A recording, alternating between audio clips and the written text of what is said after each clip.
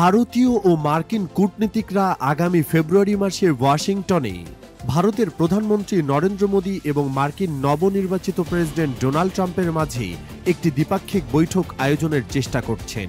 এ বিষয়ে ইতিমধ্যে ব্যাপক তোড়জোড় শুরু করে দিয়েছে ভারতের কূটনৈতিকরা। বৈঠক আয়োজনের আলোচনার বিষয়ে জানেন ভারতীয় এমন দুটি সূত্র বুধবার ব্রিটিশ বার্তা সংস্থা রয়টার্সকে এই তথ্য জানিয়েছে। কূটনীতিতে স্থায়ী বন্ধু বা স্থায়ী শত্রু বলে কোনো কথা নেই। সাহায্য সহযোগিতা, বিপদে একে অপরের পাশে থাকার মতো বিষয়গুলোকে কেন্দ্র করেই মূলত বিশ্বের দেশগুলোর মধ্যে বন্ধুত্বপূর্ণ সম্পর্ক গড়ে ওঠে। তেমনিভাবে ভারত ও যুক্তরাষ্ট্র দুই বন্ধু, কিন্তু সম্প্রতি এই দুই দেশের সম্পর্ক শীতল হতে শুরু করেছে। বিশ্লেষকদের মতে ট্রাম্প মোদির বৈঠক আয়োজনের মাধ্যমে ব্যাপক তৎপরতার মূল কারণই হল দুই দেশের সম্পর্ক উন্নয়ন। তবে বিভিন্ন সূত্রের তথ্য মতে চীনকে মোকাবেলা করার প্রচেষ্টায় যুক্তরাষ্ট্রের সঙ্গে বাণিজ্য সম্পর্ক বৃদ্ধি ও নিজ নাগরিকদের সহজে দক্ষ কর্মী ভিসা প্রাপ্তিতে আগ্রহী মার্কিন কৌশলগত অংশীদার ভারত। দুই দেশের সরকার প্রধান বৈঠকে মিলিত হলে তাদের এজেন্ডায় এই দুটি বিষয় থাকবে।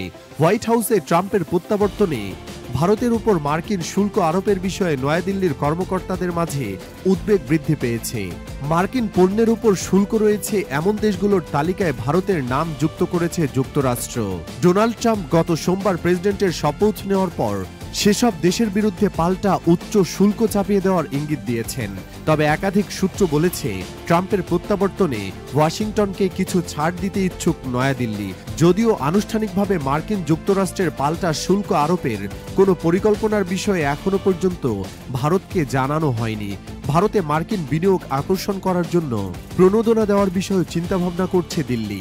ডোনাল্ড ট্রাম্পের ক্ষমতায় ফেরার পর একেবারে শুরুর দিকে নরেন্দ্র মোদীর সঙ্গে বৈঠক হলে তা মার্কিন প্রেসিডেন্টের নতুন মেয়াদে দ্বিপাক্ষিক সম্পর্কে ইতিবাচক সূচনায় সহায়তা করবে বলে আশা প্রকাশ করেছেন কর্মকর্তারা।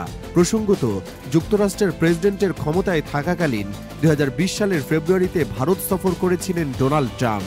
ওই সময় মোদির নিজ রাজ্য গুজরাটের আহমেদাবাদের ক্রিকেট স্টেডিয়ামে 1 লাখেরও বেশি জনতার উপস্থিতিতে ট্রাম্পকে স্বাগত জানান ভারতের প্রধানমন্ত্রী।